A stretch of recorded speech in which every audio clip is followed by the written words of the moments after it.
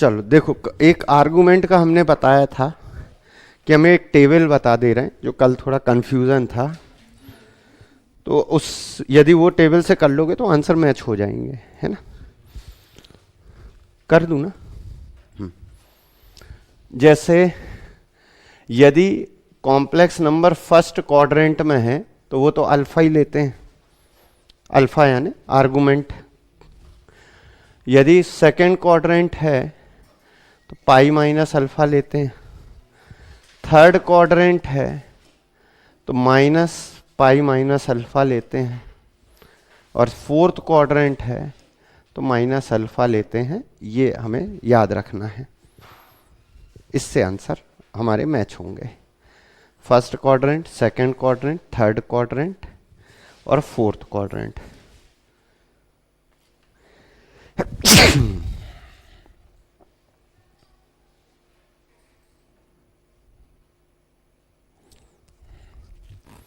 समझ पाए? चलो, तो अलग कर दें इसको। अब इसी में एक चीज और लिखो, quadratic equation, complex number and quadratic equation complex के साथ में क्यों गया मालूम है तुम्हें? क्योंकि जब अपन 10th में पढ़ते थे ना तो अंडर रूट के अंदर माइनस आ जाता था, तो अपन लिख देते थे इसको सॉल्व नहीं कर सकते। तो फिर वो 11th में जब अंडर रूट के अंदर माइनस आ गया तो आई लगाने लगे, इसलिए वहां पे लिखा है। चलो, तो सबसे पहले तो इसमें ये बना लो,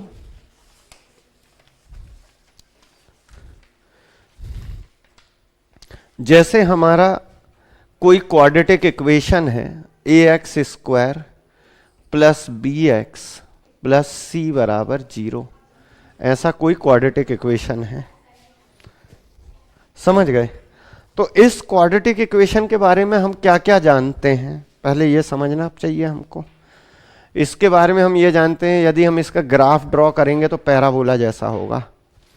क्यों? आपको याद हो, parabola y square equal to 4ax या x square equal to 4ay होता है।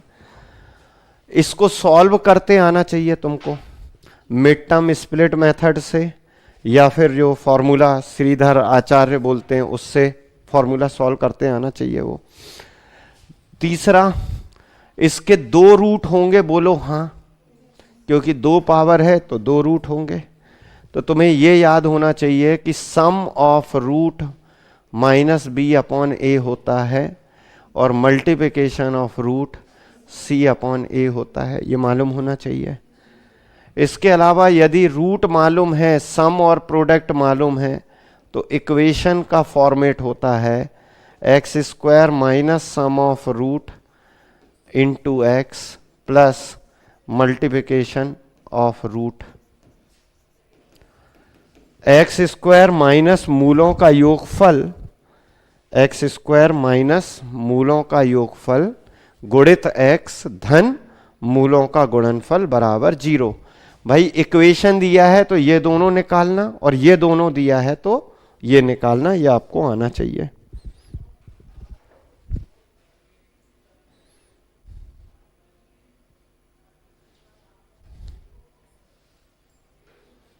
समझ में आई बात? पक्की बात बोलो। चलो, अब ऐसे ये 3 में भी हो सकता है। भाई ये क्यूबिक इक्वेशन बना दें अपन, मान लो क्यूबिक इक्वेशन बना दे तो उधर पे भी अपन फिर कुछ बता सकते हैं। तो ये समझ में आ गया होगा। तो पहले क्वाड्रेटिक के बारे में और लिख लो, जो जो और बता रहा हूं मैं।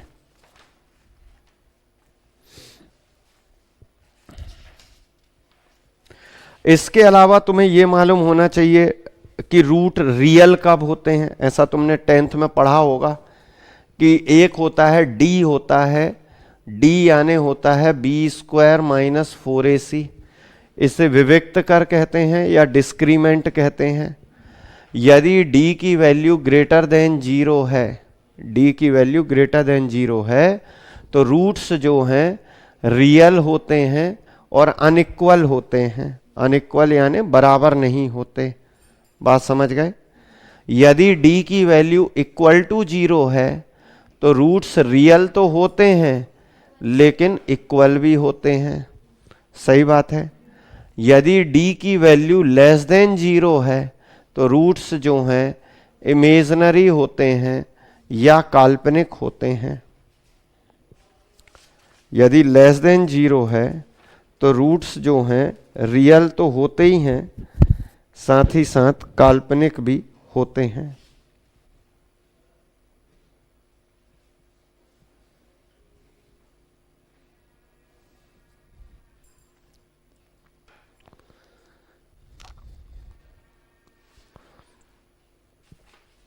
तो ये सब जो चीजें हमने बताई ये तुमने 10th क्लास में इनको देखा है, बनती हैं ये।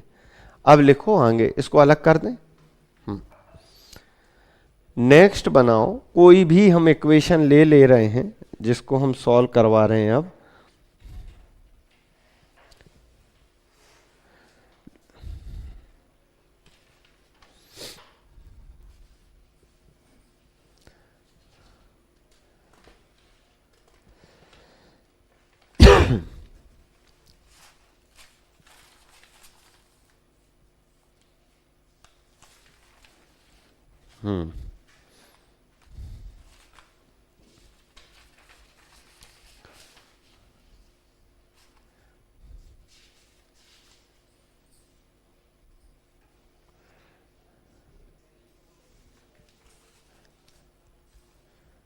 लिखो, पहला सवाल क्या है। एक इक्वेशन लिखो, x square plus 2x plus 4 equal to 0, ऐसा लिखा है। X square plus 2x plus 4 equal to 0। यदि इसके रूट अल्फा और बीटा हैं, यदि इसके रूट अल्फा और बीटा हैं तो बताइए 1 upon alpha cube plus 1 upon beta cube की वैल्यू क्या होगी। ऐसे सवाल आपको पेपर में आ सकते हैं।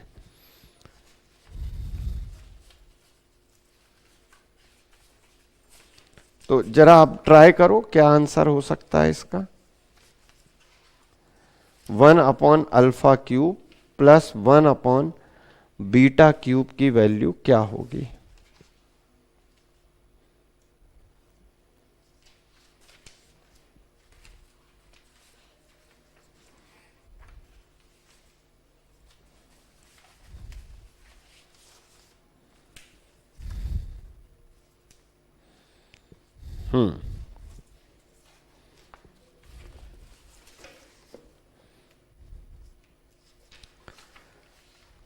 क्या आएगा भाई। तो यदि ये निकालना है तो एलसीएम क्या आएगा, अल्फा क्यूब बीटा क्यूब। तो ये क्या हो जाएगा, ऊपर आ जाएगा अल्फा क्यूब बीटा क्यूब। ये समझ रहे हो क्या।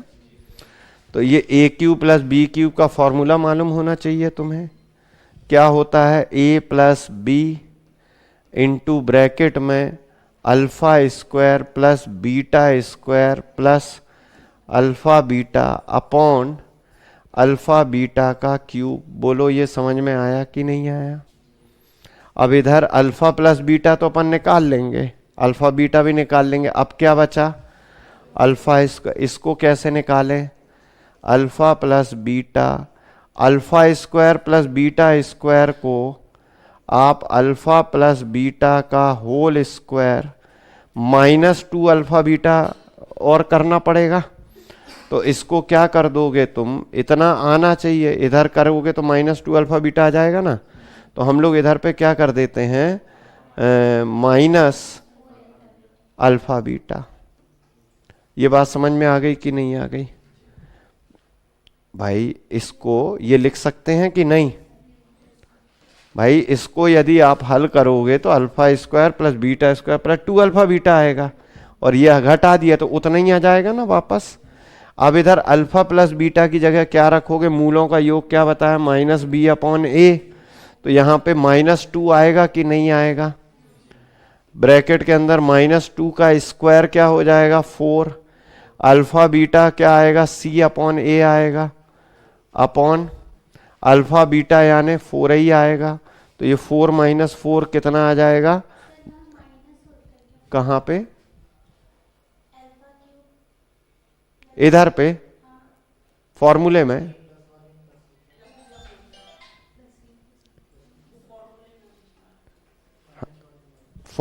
जरा चेक कर लो भाई, देखो जल्दी से देख लो। अब उसने मन में बोल दिया, चेक करने में क्या दिक्कत है अपन को।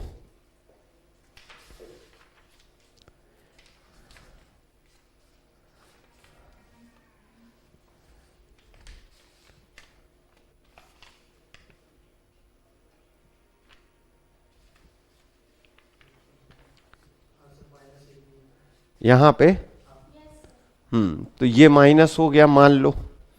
तो यदि ये माइनस है तो इधर पे फिर सुधारना पड़ेगा। इधर पे क्या करना पड़ेगा अपन को, -3 अल्फा बीटा लिखना पड़ेगा कि नहीं लिखना पड़ेगा। अरे इसको फैलाओगे तो 2 अल्फा बीटा आएगा, 3 अल्फा बीटा।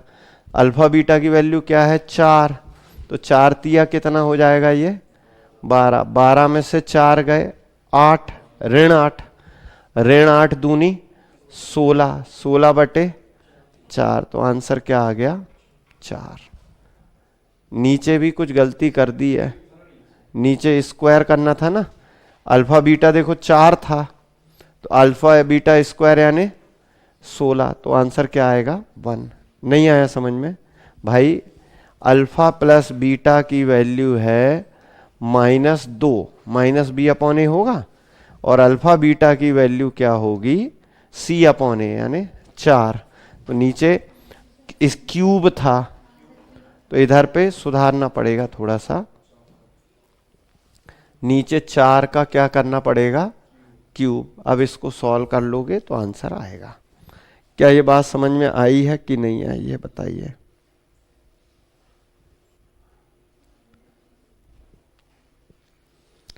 बनेगा, बनेगा। अगला बनाओ। नेक्स्ट है x + 1 का होल स्क्वायर, x + 1 का होल स्क्वायर -1 बराबर 0। x + 1 का होल स्क्वायर -1 बराबर 0। तो इसके ऑप्शन क्या लिखे हैं, 1 रियल वैल्यू, दूसरा ऑप्शन है 2 रियल वैल्यू, तीसरा ऑप्शन है 1 इमेजिनरी वैल्यू। इस टाइप से लिखा है। इसने ये नहीं पूछ रहा है तुमसे कि तुम ये बताओ कि इसका सॉल्यूशन क्या होगा, वो ये बोल रहा है इसको सॉल्व करने पे कितने रियल वैल्यू आएंगे। तो अपन इसको कैसे हल कर सकते हैं, हल कई तरीके से कर सकते हैं। हम इसमें a² - b² भी लगा सकते हैं, या फिर a + b का होल स्क्वायर। तो x² + 2x + 1 आएगा और -1 क्या हो जाएगा 0। तो ये इतना ही आएगा कि नहीं आएगा ये बताओ। 1 कट जाएगा, ये समझ गए। सही कर रहा हूं मैं, सही है। x कॉमन ले लिया तो ये हो गया। तो x की वैल्यू अलग ले लो 0, और x की वैल्यू क्या ले लो -2। दोनों रियल आई ना, तो आंसर क्या टिक करोगे 2 रियल मान आएंगे इसके। क्या ये समझ में आ गया होगा आपको। ठीक है। नेक्स्ट देखो, देखो इसमें उतना ज्यादा नहीं है क्योंकि ये 10th में भी पढ़ा है, सॉल्व कर सकते हैं। अगला है 4 की पावर x -6 × 2 की पावर x, 6 × 2 की पावर x +8 = 0। अब जब हमने ये सवाल कहीं देखा था तो इधर इंटू ना लगा के डॉट लगा था, तो कई बच्चे ये बोलने लगे सर वो तो दशमलव लगा हुआ है, समझ गए। तो ये गलत धारणा है। कभी कभी वो डॉट लगा देते हैं, लेकिन अपन को समझना है कि ये 6.2 की पावर x, या तो फिर पूरे का x बोलो, वो सिर्फ किसका x लगा हुआ है 2x। 6.2 की पावर x का कोई मतलब थोड़ी ना होगा। तो बोल रहे हैं अब इसको हल करके बताओ कि x की वैल्यू क्या होगी। तो इधर पे ये एक्सपोनेंट फंक्शन है, हमें x की वैल्यू निकालनी है तो क्वाड्रेटिक बनाना पड़ेगा। यहां पे 4 दिख रहा है यानी 2 की घात 2 लिख सकते हैं, ऐसा मन में आ रहा हमारे। हमने मान लिया 2 की पावर x बराबर t। ये समझ में आ गया कि नहीं आ गया? 4 की पावर x को हम क्या लिख सकते हैं? 2 की पावर 2x लिख सकते हैं कि नहीं लिख सकते हैं? तो 2 की पावर x की जगह t रख दोगे तो ये t स्क्वायर हो जाएगा कि नहीं हो जाएगा? तो ये क्या हो गया? t square minus 6t plus 8 equal to 0। क्या ये समझ में आया कि नहीं आया? तो इसको हल करोगे तो t की वैल्यू कितनी आएगी? बताओ कितनी आएगी t की वैल्यू? क्वाड्रेटिक इक्वेशन है, 2 और 4 आएगी। समझ गए? तो 2 और 4 इधर रख दोगे, t की वैल्यू इधर रख दोगे तो 2 की पावर x बराबर 2। तो बेस सेम है, पावर कंपेयर करोगे तो x की वैल्यू क्या आई? 1। और यदि इधर 4 रख दोगे तो 2 की घात 2 लिखोगे तो कंपेयर करोगे तो x की वैल्यू क्या आएगी? 2। तो आंसर क्या है? 1 और 2। क्या समझ में आया है कि नहीं आया है ये बताओ? समझ पाए हो? चलो नेक्स्ट बनाओ।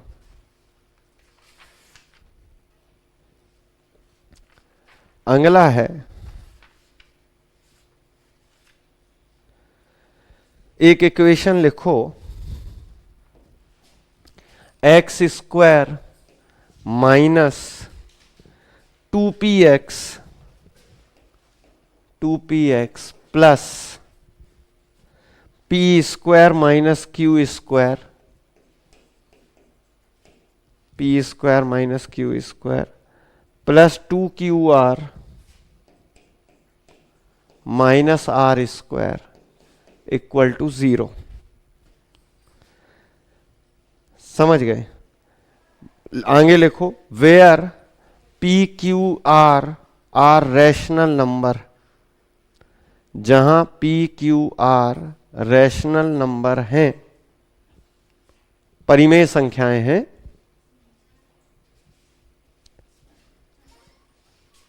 तो बताइए इसके रूट्स क्या होंगे? इसके रूट्स क्या होंगे? क्या होंगे नहीं, कैसे होंगे? इसके रूट्स कैसे होंगे? ऑप्शन लिखो, कॉम्प्लेक्स,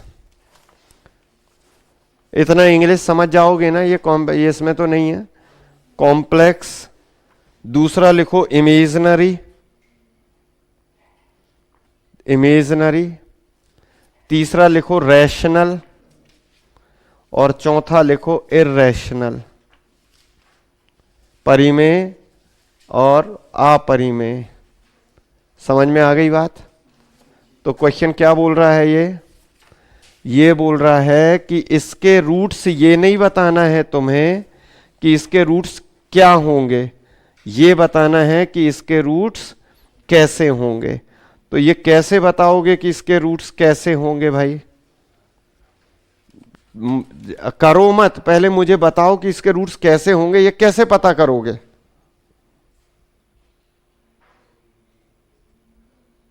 है तुम्हारी की? अब भी तो तुमको बताया डिस्क्रीमेंट, वैल्यू पुट करो ना। ए की वैल्यू क्या है? 1। ए क्या है? 1। बी क्या है? -2p। और सी क्या है? ये जो पूरा दिख रहा है ये क्या है? सी है भाई। सी यानी बिना एक्स वाला टर्म। तो अभी हमने डिस्क्रीमेंट क्या बोला? बी स्क्वायर माइनस 4ac, ये बताया कि नहीं? तो b की जगह क्या रखोगे? -2p यानी 4p स्क्वायर, बोलो हाँ, माइनस 4a, a यानी 1, c ये पूरा पुट करो, p square minus q square plus 2qr minus r square equal to 0। Equal to क्या है? ये तो डिस्क्रीमेंट है। पहले बताओ ये समझ में आया कि नहीं आया? अब मैंने तो बता दिया ऐसे करते हैं, अब मुझे बताओ कि आप इसको सॉल्व करके क्या कैसे बताओगे जिससे कि हमें यह मालूम चले कि इसके रूट्स कॉम्प्लेक्स होंगे कि रियल होंगे कि रैशनल होंगे कि इरेशनल होंगे, क्या आएगा? अब बताओ मुझे।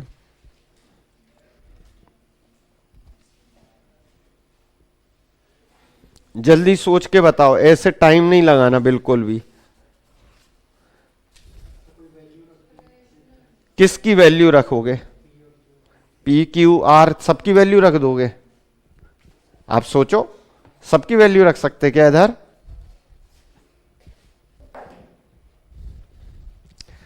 एक बात समझो, ये इंटू कर लेता हूं मैं अंदर, 4p² से 4p² कैंसिल हो जाएगा कि नहीं हो जाएगा ये बताओ।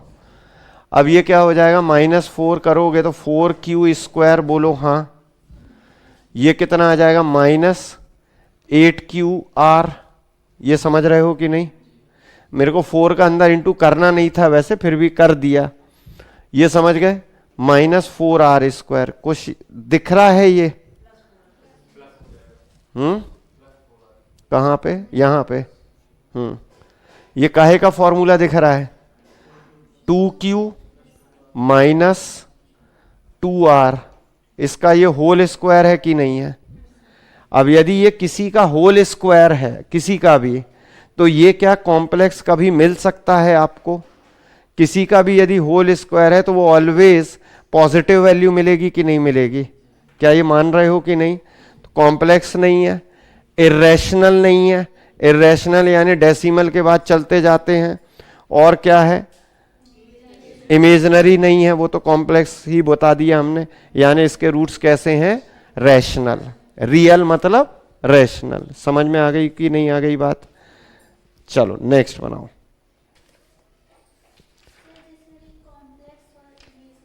कॉम्प्लेक्स का मतलब बेटा ये है, कॉम्प्लेक्स का मतलब कॉम्बिनेशन रियल और इमेजिनरी का बन रहा है क्या, और इमेजिनरी यानी सिर्फ आई वाला आ रहा है कि नहीं, ये इसका मतलब। हाँ, रियल की वैल्यू 0 हो जाएगी। समझ गए? चलो नेक्स्ट बनाओ। अब हम एक क्वेश्चन ले रहे हैं जो कि कॉम्पिटिटिव एग्जाम से रिलेटेड है। वो क्या है लिखिएगा।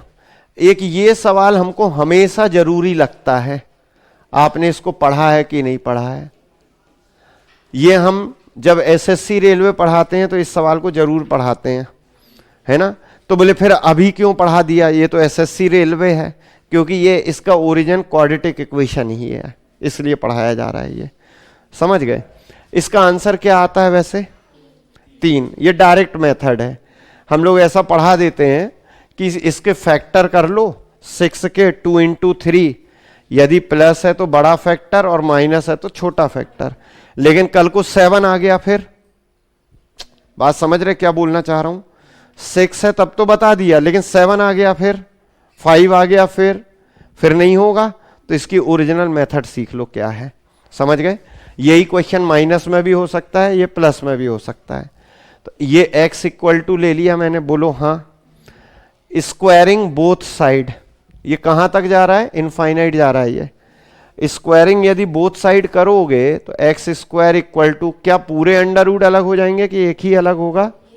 एक अलग होगा, बाकी तो बचेंगे। क्या ये कार्यक्रम तुमको समझ में आया है कि नहीं आया है? अब ये किसके इक्वल है? x के। तो x² = 6 + x, ये उधर जाएगा x² - x -6 = 0। अब ये बन गया ना क्वाड्रेटिक इक्वेशन। मैं ये समझाना चाह रहा हूं, आप ट्रिक पे मत चलो कि 6 है तो हमने डायरेक्ट समझ लिया 2 3 भाई कोई दूसरा नंबर आ गया। अब हमने ये मेथड बता दी, चाहे कोई सा नंबर आ जाए आप कर लोगे कि नहीं कर लोगे ये बताओ।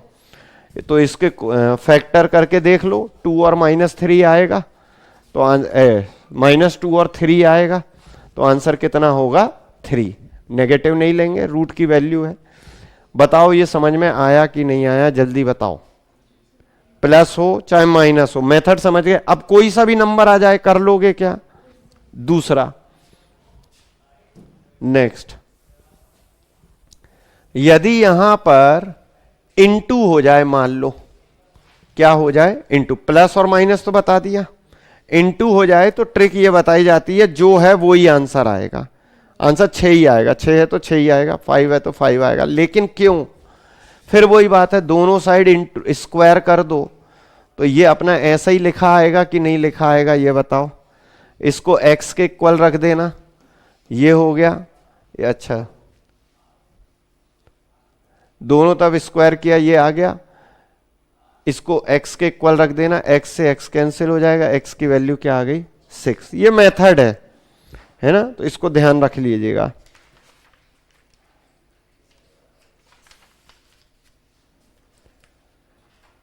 बन जाएगा। अब मैं तुम्हें एक सवाल दे रहा हूं, तुम कैसे दिमाग चलाओगे इसके ऑप्शन दे रहा हूं, फटाक से करना है। अलग कर दूं, लिखो x equal to 2 plus x equal to 2 plus 2 raise to power 1/3 plus 2 raise to power 2/3। ये हमको दिया गया है, ये गिवन है x इक्वल टू, और आपको बोल रहा है इसकी वैल्यू बताइए। किसकी वैल्यू बताइए? X cube minus 6x square plus 6x। इसकी वैल्यू क्या होगी? अपने दिमाग को लगाओ और बताओ क्या आंसर आएगा। ऑप्शन दे दे रहा हूं मैं, 1 2 3 4। ऑप्शन है 1 2 3 4। क्या आंसर आएगा सोच के बताइए।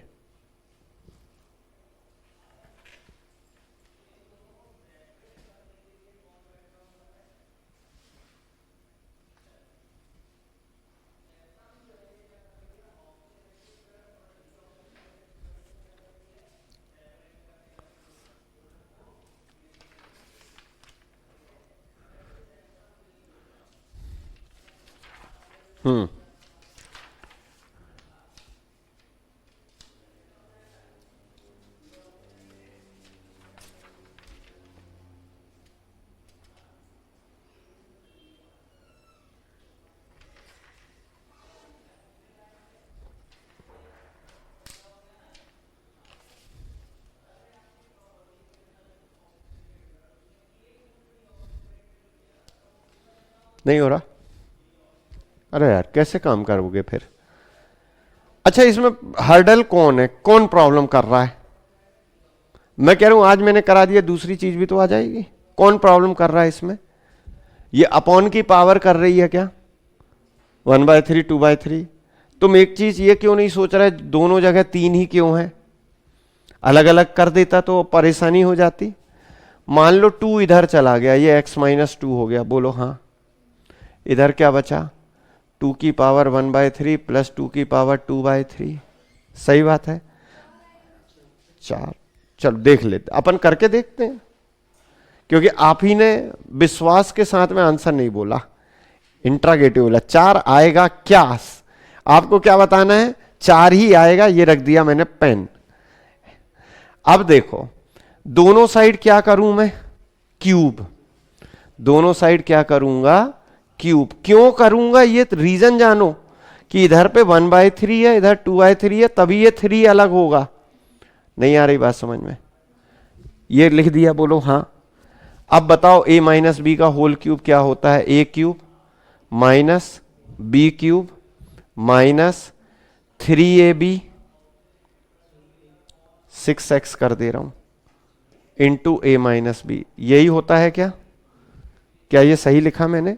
a cube minus B cube minus 3ab। 3ab मतलब 3 2 6 हो गया। सही बात है।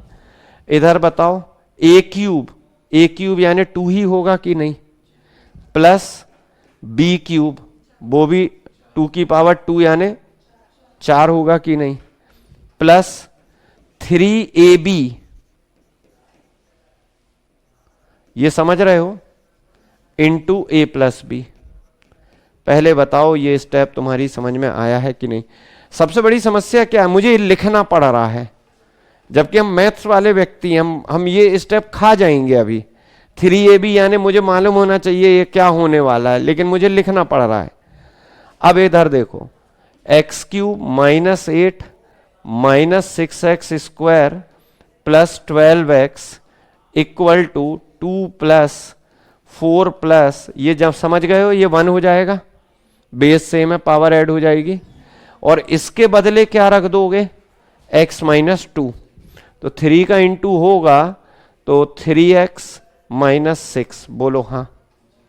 अब देखो x क्यूब है, x क्यूब लिख लिया, माइनस 6x स्क्वायर है, माइनस 6x स्क्वायर लिख लिया। ये 3x है, यहां पे 3 और ये कितना है 12x है, तो 12 ये उधर जाएगा, एक आध कुछ छूट गया है क्या, क्योंकि इधर पे x³ minus 6x² plus 6x आ रहा है, एक आध x कम कैसे हो गया है, प्लस 6x ही है कि 9x है,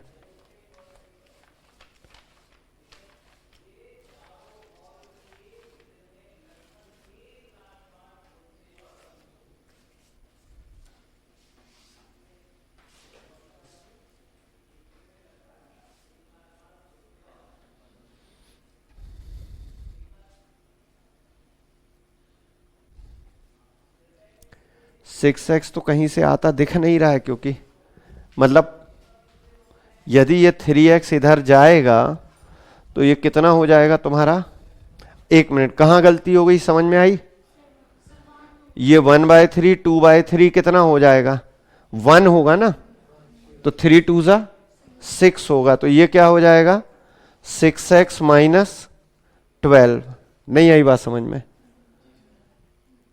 6x माइनस 12, इसकी जगह x माइनस 2 रखा, 6 का इंटू किया, अब ये 6x उधर गया तो प्लस क्या हो गया 6x, तो ये हमारा खत्म हो गया, ये खत्म हो गया, ये खत्म हो गया, ये खत्म हो गया, अब क्या बच रहा है, वो दोनों इधर आएंगे तो -8 इधर आएगा तो +8 हो जाएगा, 8 4 2 6, 6 और 8 14, 14 में से 12 जाएगा क्या आएगा 2, तो आंसर क्या टिक करोगे 2, बात समझ में आ गई कि नहीं आ गई, तो आंसर क्या है इसका 2 है, बोलो हाँ, चलो नेक्स्ट। अब मैंने एक क्वेश्चन देखा, उनसे मान लो तुम्हारे साथ भी पेपर में ऐसा हो सकता है, तो घबराना नहीं है, थोड़ी बुद्धि लगाना है, अलग करूं इसको,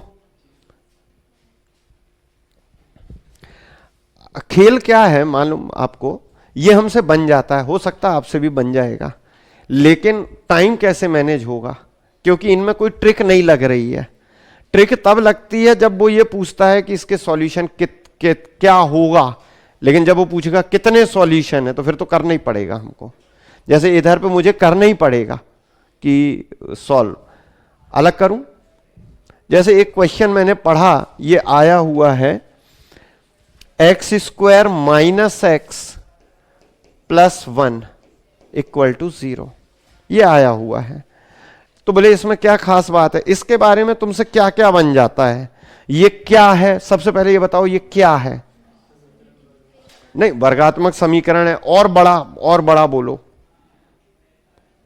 और क्या है, ये वर्गात्मक समीकरण है, हमने गलत नहीं बोला, और क्या है अब बोल दो क्वाड्रेटिक इक्वेशन,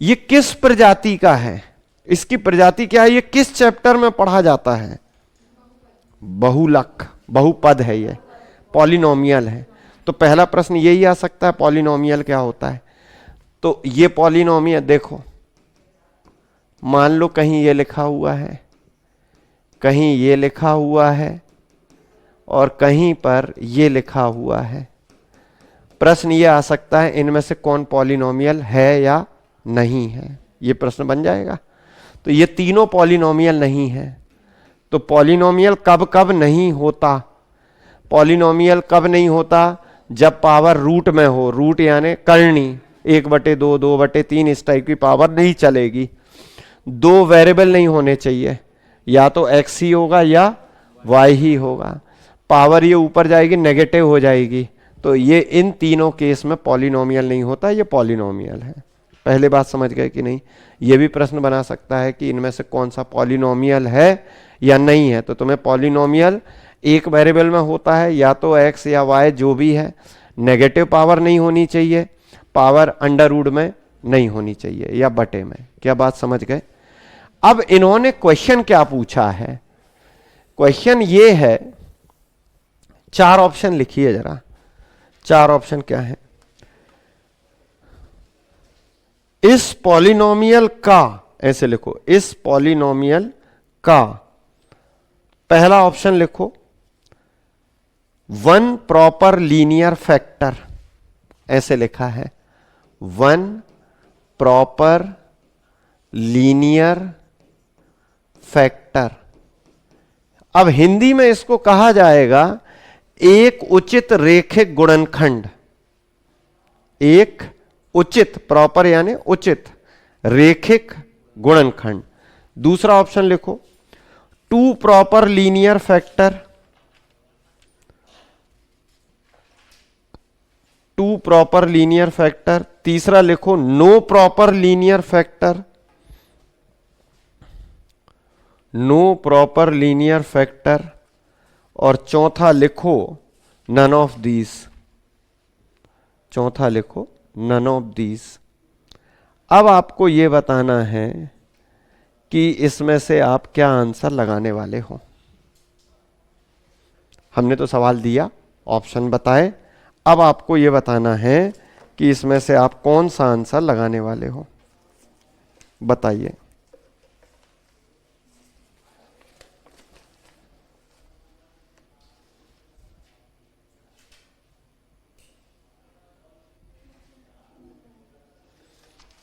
क्या बोल रहे हो? No proper. भाई आप इन सब से मत हो परेशान, प्रॉपर लीनियर और ये वो, इससे हमें क्या करना, हमें कभी फैक्टर यानी गुणनखंड, हमें सीधे बी स्क्वायर माइनस 4ac को ही चेक करना है। समझ गए कि नहीं? तो ये कितना आ जाएगा, 1 माइनस 4 यानी -3 लेस देन 0 आ गया कि नहीं आ गया? यानी ये रियल हो ही नहीं सकता, रियल यानी प्रॉपर नहीं हो सकता, तो इसमें आएगा नो प्रॉपर फैक्टर। और यदि ये क्वाड्रेटिक है तो यदि d इज ग्रेटर देन 0 आ जाता तो इसका क्या आ जाता, टू लीनियर प्रॉपर फैक्टर। क्योंकि 2 पावर है तो 2 ही फैक्टर होंगे, लेकिन चूंकि ये लेस देन 0 है इसलिए प्रॉपर फैक्टर नहीं है इसके। इसके क्या कहलाएंगे, इम्प्रॉपर फैक्टर होंगे। समझ में आ रही है बात, नहीं आ रही है? चलो नेक्स्ट बनाओ।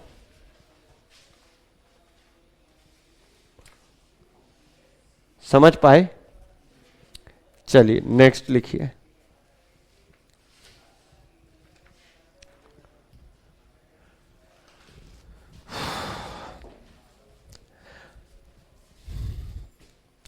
अगला सवाल बनाना है तुम्हें, क्या बनाना है वो लिखो।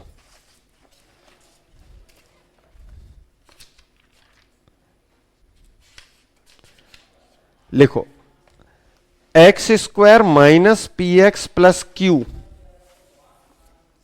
क्या लिखना है, x square minus P x plus Q equal to 0। इन्होंने कहा कि इसके रूट्स डिफर बाय यूनिटी हैं। डिफर बाय यूनिटी मतलब क्या हुआ, इसके रूट्स में कितने का अंतर है, 1 का। समझ गए? तो बताइए इनमें से सही क्या है। ऑप्शन लिखो, P square equal to 4q plus 1, फिर है P square equal to 4q minus 1, Q square equal to 4p plus 1। ये 2 ऑप्शन है, इन्हीं में बीच में माइनस कर दो तो अगले 2 ऑप्शन भी बन जाएंगे। अब बताइए क्या आंसर आएगा।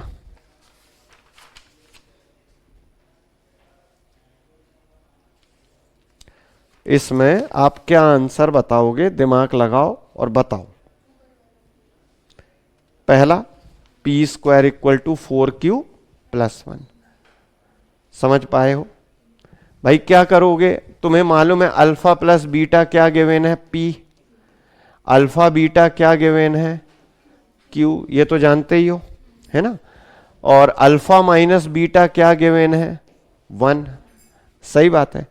अब अपने हिसाब से आप कोई भी रिलेशन लगा लो जिससे कि हमारा आंसर आ जाए, जिसमें ये दोनों का प्रयोग हम लोग कर लें। जैसे अल्फा प्लस बीटा का होल स्क्वायर जो है हम लिख सकते हैं अल्फा माइनस बीटा का होल स्क्वायर। और क्या लिख दूं मैं, माइनस लिखूं कि प्लस लिखूं, क्या लिखूं इधर, माइनस आएगा।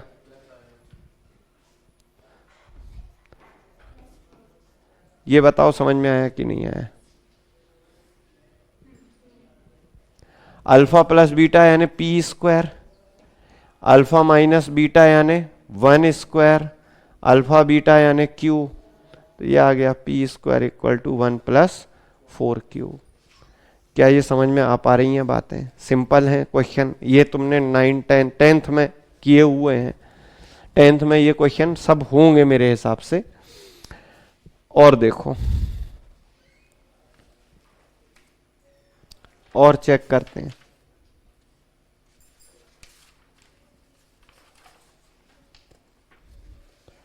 चलो नेक्स्ट है, लिखिए। अब थोड़ा सा मैं क्वेश्चन ठीक ठाक ले रहा हूं, थोड़ा सा, है ना, अभी तक ठीक चल रहे थे। हमारी बिल्कुल उम्मीद ऐसी नहीं है कि पेपर में तुमको बहुत कठिन मैथ्स आएगी, सिलेबस यही है, उसकी दिक्कत नहीं है। लेकिन क्वाड्रेटिक इक्वेशन यदि मैं पढ़ाने पे आऊं तो क्वाड्रेटिक इक्वेशन फिर फंक्शन पे भी डिफाइन है भाई, modulus function, exponential function, signum function, उनके ऊपर भी डिफाइन है। तो लेकिन मेरा ये मानना है कि आपको कठिन करने के लिए 20 यूनिटें पर्याप्त हैं, 20 यूनिट का सिलेबस है, समझ रहे हो? तो वो तो फिर बहुत है। अब इस यूनिट में क्या क्या है, कॉम्प्लेक्स नंबर देख लिया तुमने, कॉम्प्लेक्स नंबर आ सकता है, एपी, जीपी, एचपी, उनके रिलेशन। तो भाई आप हर किसी को बहुत लेंदी यदि ले जाओगे तो वो तो एक यूनिट में हमें सबका बेसिक और क्वेश्चन पढ़ के चले जाने चाहिए। कारण ये है कि 20 यूनिट है, पेपर है 100 नंबर का, तो कोई भी यूनिट से ऐसा नहीं है कि एक यूनिट से ही 20 नंबर का आ गया, समझ रहे हो? तो इसलिए हर यूनिट को पहली बात तो टच करना पड़ेगा, ऐसा है कि कोई भी यूनिट छूटे ना, नहीं समझ रहे? बाकी लेंदी तो फिर कितना भी हम पढ़ाते जाएं वो तो खत्म ही नहीं होता है। 11, 12 तक जब पढ़ाते हैं तो उधर पे तो ये फिर बहुत समय तक पढ़ाते हैं, है कि नहीं? चलो जैसे एक क्वेश्चन है, थोड़ा सा टफ क्वेश्चन ले रहा हूं मैं। एक इक्वेशन लिखो, एक इक्वेशन है x square plus x plus 1 equal to 0। इन्होंने कहा इसके रूट्स जो हैं अल्फा बीटा हैं, इसके रूट्स क्या हैं? अल्फा बीटा हैं। तो अब आपको वो इक्वेशन बताना है, इन्होंने ये इक्वेशन दिया और इसके रूट्स क्या हैं? अल्फा बीटा है। और ये बोल रहा है find the equation whose roots is, वो इक्वेशन बताइए जिसके रूट्स अल्फा की पावर 19 प्लस एंड बीटा की पावर 7 हो। क्वेश्चन समझ में आया कि नहीं आया ये बताओ? आपको एक इक्वेशन दिया है जिसके रूट्स अल्फा बीटा हैं और आपको वो इक्वेशन बताना है जिसके रूट्स अल्फा की पावर 19 और बीटा की पावर 7 है। अब इसके जो ऑप्शन दिए हुए हैं, हम पूरे ऑप्शन नहीं लिखेंगे, 2 ऑप्शन लिख रहे हैं, उससे हम अंदाज बैठा लेंगे। X square plus x plus 1 equal to 0, x square plus x minus 1 equal to 0। समझ गए? ये मान लो ऐसे 4 ऑप्शन दिए हुए हैं। सबसे पहले तो मुझे ये बताना है तुम्हें कि तुम्हारी इसमें सोच क्या है, तुम क्या सोच रहे हो इसमें, पहले तो ये बताओ मुझे।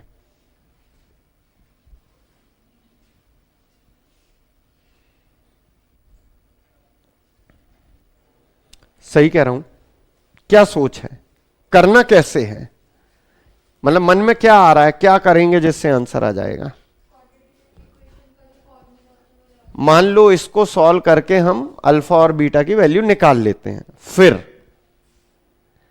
मान लो चलो अपन करते हैं ना, इसको सॉल्व करेंगे तो x की वैल्यू आएगी हमारी -1 plus minus under root B square minus 4ac upon 2a। यही जमेगा कि नहीं जमेगा? तो x इक्वल टू हो गया -1 plus minus i root 3 upon 2। क्या याद बात मानते हो कि नहीं मानते हो? अब क्या करना है, मान लो एक बार प्लस लेंगे एक बार माइनस लेंगे और उनका नाम क्या रख देंगे अपन लोग? अल्फा और बीटा। फिर क्या होगा? ये बात तो आपने गलत नहीं कही, हमने भी कर दी। इसके आगे सोचो और क्या कर सकते हो।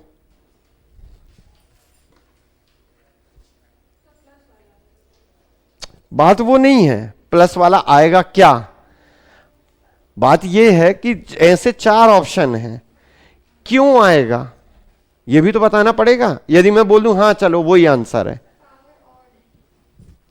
किस में? यदि इवन पावर होती तो नहीं आता पहला, फिर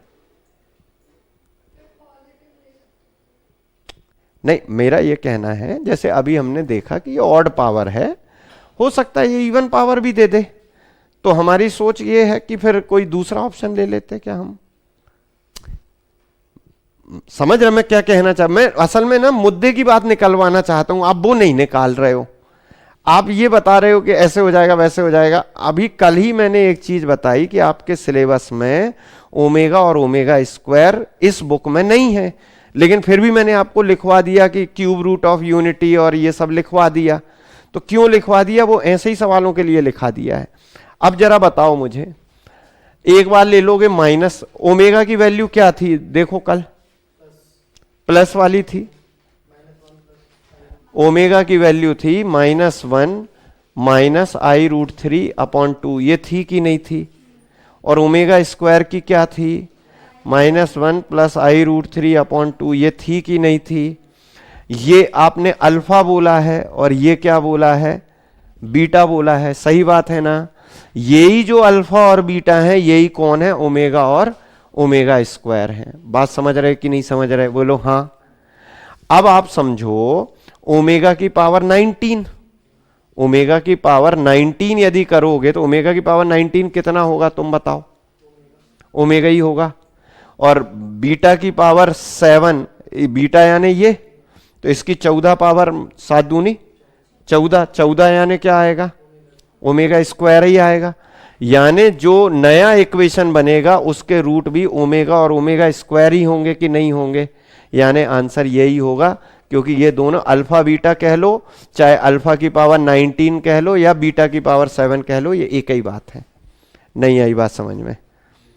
नहीं आई ना? ये ओमेगा जानते हो? हाँ, मैंने ये बताया कि अल्फा की जो वैल्यू है वो ओमेगा के इक्वल है, ये मानते हो कि नहीं? और अल्फा की पावर 19, यदि इसकी पावर 19 करूंगा तो इसकी भी पावर 19 होगी, तो ओमेगा की पावर 19 भी क्या होता है? ओमेगा ही होता है। तो ओमेगा यानी अल्फा ही है, और ये भी ओमेगा स्क्वायर यानी बीटा ही है, यानी वही का वही इक्वेशन आएगा। अब आपके मन में प्रश्न ये आया, यदि इवन हो जाता? ये भी हो सकता है भाई। यहां पे मान लो ये 20 हो जाता, 20 हो जाता, तो उसके अकॉर्डिंग ये भी बदलता फिर, नहीं तो वो क्वेश्चन ही मैच नहीं होगा। समझ गए कि नहीं? चलो नेक्स्ट बनाओ। तो हम समझाना ये चाहते हैं कि देखो ओमेगा का उपयोग हो गया, बाकी उसमें ओमेगा के क्वेश्चन दिए नहीं थे। समझ गए? चलो फिर से देखो। तो 99% यही सोच के रखना कि जो इक्वेशन गिवन है वही का वही आंसर आएगा, क्योंकि नया फिर उस पर नहीं बनाया जा सकता ऐसा। चलो फिर से बनाओ। नेक्स्ट है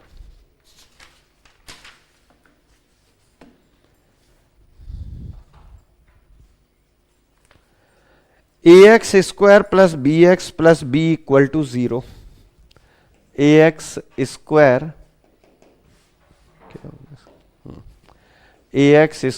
+ bx + b = 0। क्वेश्चन ये है, यदि इसके रूट अल्फा बीटा हैं, यदि इसके रूट अल्फा बीटा हैं तो बताइए root alpha upon root beta plus root beta upon root alpha plus root B upon root A कितना होगा? इसका आंसर क्या आएगा बताइए?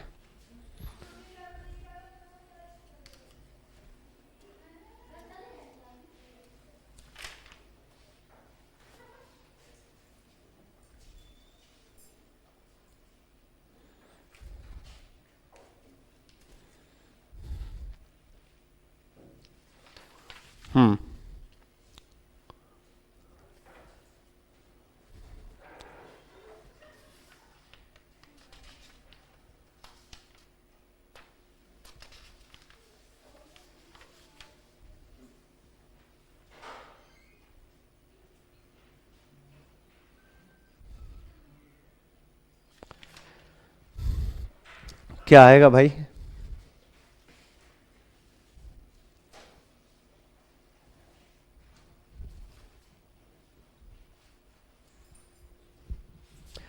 इनके एलसीएम लोगे, ये जानते हो ना। इसको छोड़ो, ये अलग प्रजाति का है, ये रूट्स पे चल रहा है, इससे कुछ नहीं निकल पाएगा।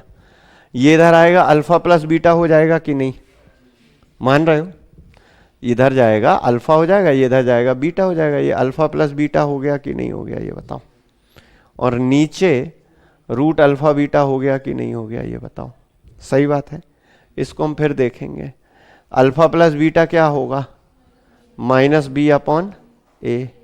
अल्फा बीटा क्या होगा, बी अपॉन ए। सही बात है। ये इसको कैंसिल करेगा तो ये रूट में आ जाएगा कि नहीं आ जाएगा। तो ये माइनस बी अपॉन ए है कि नहीं है, तो ये भी माइनस बी अपॉन ए है, ये कैंसिल हो गया, आंसर क्या आ गया 0। खत्म हो गया सवाल। बोलो ये बात समझ में आई है क्या।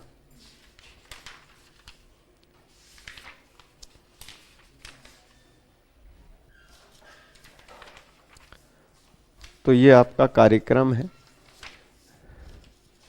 अब मेरा अभी भी मानना, कल भी हमने बोला था 11th क्लास की कॉम्प्लेक्स नंबर कर लो, कॉम्प्लेक्स 10th का क्वाड्रेटिक इक्वेशन पूरा निपटा मारो, क्योंकि 12th का फंक्शन आपके सिलेबस में दिया है क्या, फंक्शन दिया है, फंक्शन नहीं है मेरे ख्याल से। लिमिट एंड डेरिवेटिव तो है ना, दिखाना जरा। फंक्शन अलग से यूनिट नहीं है। लिमिट, कंटिन्यूटी, फलन, continuity, differentiability, exponential function, logarithmic function, differential, second और डेरिवेटिव, और ये हासमान और ये वो ठीक नहीं है। क्योंकि यदि मुझे फंक्शन पढ़ाना पड़ता तो उस पर भी क्वाड्रेटिक इक्वेशन डिफाइन है, उस पर भी क्वाड्रेटिक इक्वेशन डिफाइन है, तो वो भी फिर मैं बताता।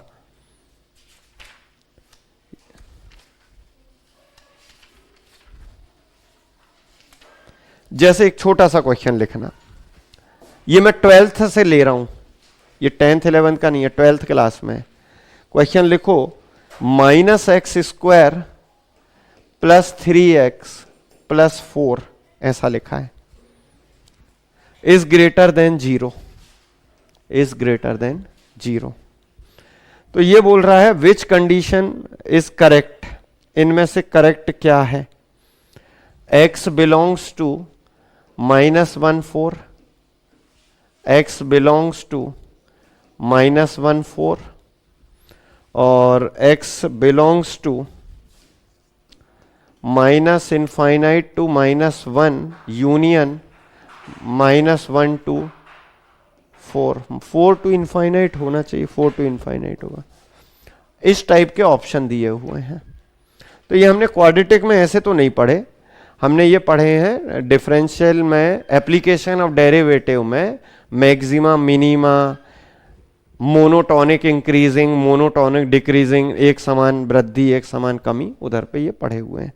तो हम ये आइडिया बता दे रहे हैं, लेकिन हमारा नहीं मानना है, हमारा अभी भी मानना है सवाल कौन सा आएगा कि यदि अल्फा और बीटा उसके रूट्स हैं तो alpha cube, beta cube, alpha की पावर, बीटा की पावर 4, यही सब आने हैं जो 10th में या 11th में तुमने देखे होंगे। बाकी यदि हमको लाना है तो फिर तो वो तो लिमिट ही नहीं है उसकी, कितना हम लेके आ सकते हैं। इसमें आंसर क्या आएगा बताओ जरा, पहले तुम अपने दिमाग से बताओ आंसर क्या आएगा।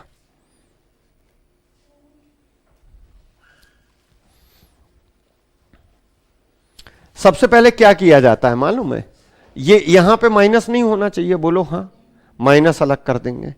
तो माइनस अलग यदि करोगे तो x square plus 3x plus 4 is less than, ऐसा कर देंगे। बोलो हाँ, ये समझ में आया कि नहीं आया। -3x -4 करना है, एक्स स्क्वायर -3x माइनस, पहले बताओ ये समझ में आया कि नहीं आया। चिन्ह पलटा दिया। इसके फैक्टर निकालना जरा, क्या आएंगे इसके फैक्टर निकालो।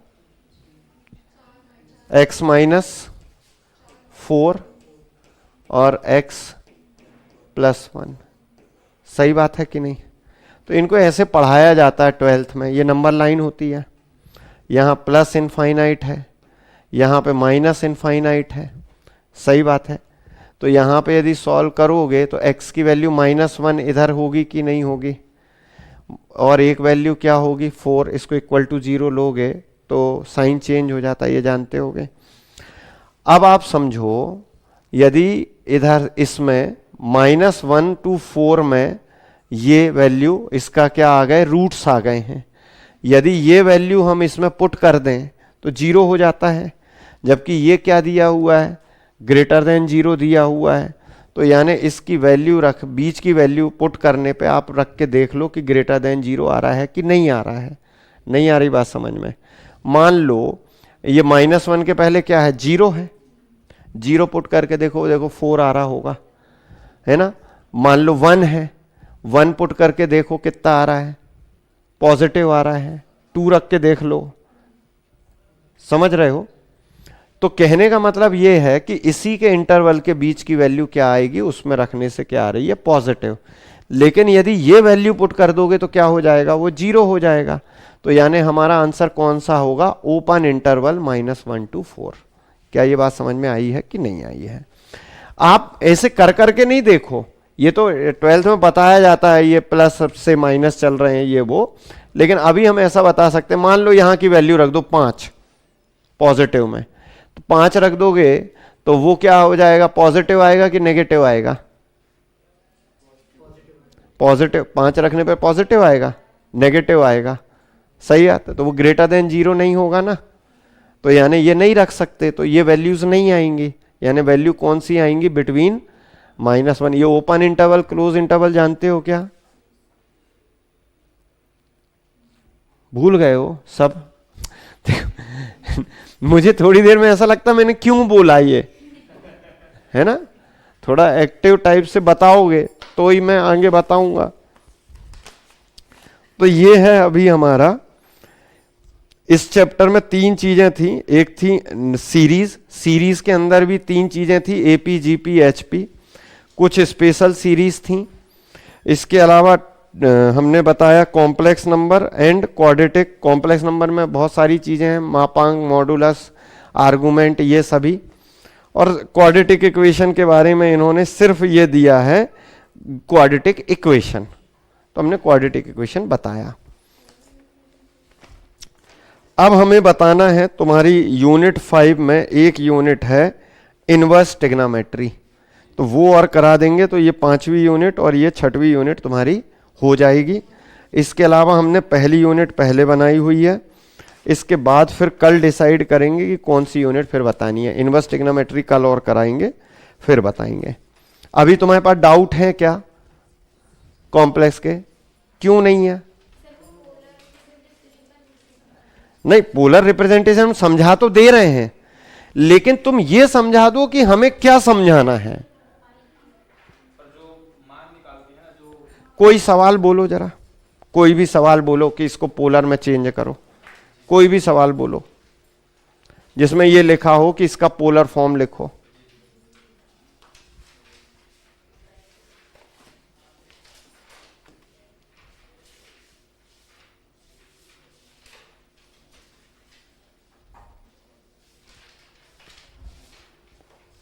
देखो,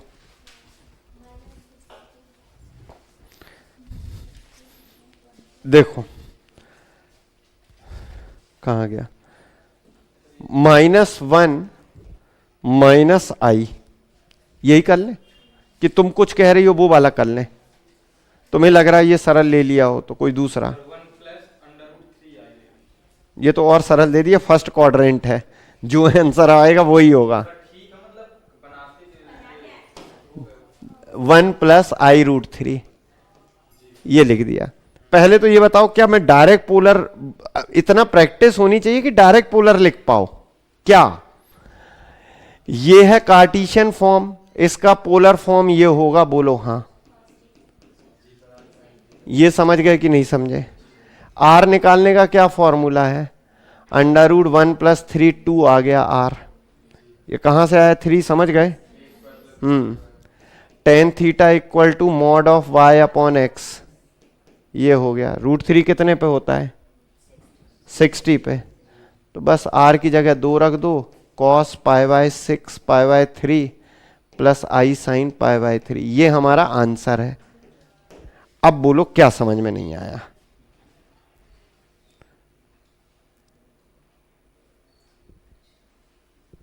पूछ लो, हम रुके हुए हैं। तुम ये बताओ, आर निकालते नहीं बन रहा कि थीटा निकालते नहीं बन रहा, क्या नहीं बन रहा ये बताओ। पोलर फॉर्म का फॉर्मूला ये लिखा हुआ है, ये तुम्हें रखना है।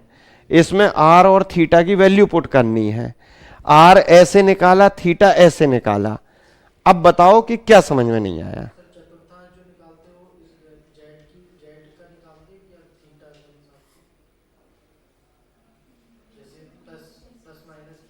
एक बात बताओ, मान लो थीटा तो हमेशा यही आएगा, √3 या 1/√3 या कुछ भी, वो तो फर्स्ट ही क्वाड्रेंट दिखाएगा हमेशा। तुम उसके हिसाब से बताओगे ना मेरे भाई।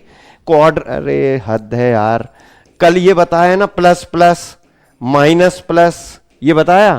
तो इधर पे कहां एक्स और वाई ढूंढ रहे हो? एक्स और वाई तो यहीं पे देखोगे ना। 135 क्यों आई थी? 135 इसको सॉल्व करने पे थोड़ी ना आया था, इधर तो 45 ही आया होगा। वो तो क्वाड्रेंट इसको देख के अपन ने 90 प्लस या 180 माइनस किया होगा, उसको देख के करोगे ना, इसको देख के थोड़ी ना करोगे। आज लिखा है ना चार चीजें लिखवाई हैं, alpha, pi minus alpha, minus pi minus alpha और माइनस अल्फा। याद करो। इसलिए तो सबसे पहले वही लिखाई है कि उसी के हिसाब से करो। अब ये यदि फर्स्ट क्वाड्रेंट में है तो मैंने सिर्फ अल्फा लिया, अल्फा यानी √3। √3 क्या होता? π/6। तुम बताओ, तुम पूछ रही थी, क्या नहीं आया समझ में? नहीं, ऐसा नहीं है। ये √3 हो गया। अब यार देखो, ये टिग्नामेट्री में आप कर चुके हो, लेकिन क्या बताऊं मैं अब तुम्हें। √3 कहाँ होता है? इधर दोनों तरफ 10 है, तो थीटा की वैल्यू हो गई π/3, इधर पुट कर दी। नहीं समझे? मैं ये सोच के चलता हूं ये समझ में आ जाएगा, है ना। और मेरे को अभी सबसे ज्यादा भय लग रहा है डिफरेंशियल इंटीग्रल पढ़ाने में, सच बताऊं।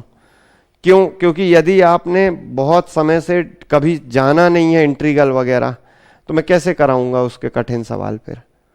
और वो पूरी एक यूनिट है ना। इसलिए पढ़ के आइए, मैं बार बार अनुरोध कर रहा हूं तुमसे कि जैसे कल हमने मान लो पोलर फॉर्म बताया, अभी जैसे ये एंगल है, ये आपको तगड़े तरीके से समझ में आने चाहिए, नहीं तो बहुत पीछे रहना पड़ेगा ना हमें। और बताओ।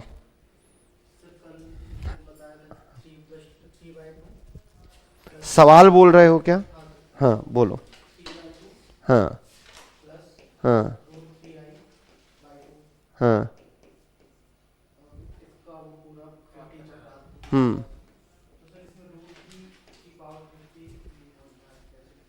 इसमें से हमने √3 कॉमन निकाल लिया। √3 क्या इसमें √3 है? तो √3 का डिवाइड करना पड़ेगा। इसमें तो है, ये हो गया 3/2 √3। बोलो हाँ। ये समझ में आया कि नहीं आया, पहले ये बताओ।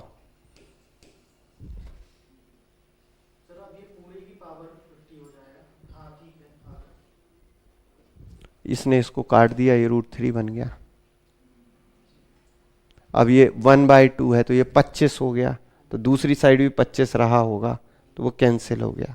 नहीं समझा भाई? कॉमन जब लेते हैं और उसमें नहीं होता है तो उतने का क्या करते हैं? डिवाइड। और बोलो कैसे, दिखाओ।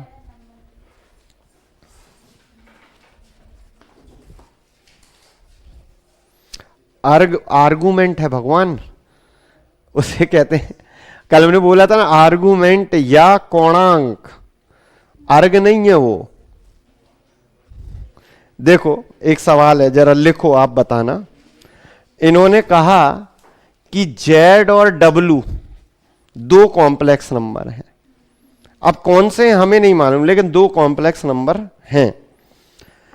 और मॉड ऑफ ZW क्या है? 1 है, ये दिया हुआ है, ये सब वो दे रहे हैं।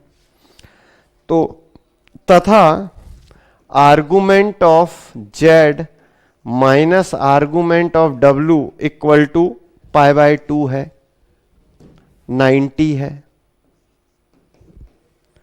तो ये पूछ रहा है Z बार W क्या होगा।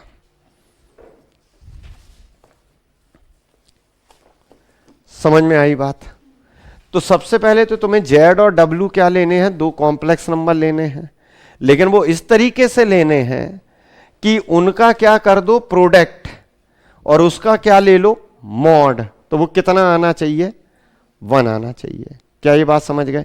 फिर दोनों के एंगल का डिफरेंस भी कितना होना चाहिए, π/2 होना चाहिए। तो जो Z लोगे उसका बार और जो W लोगे उसका इनटू करने पे कितना आएगा। सबसे पहले ये बताओ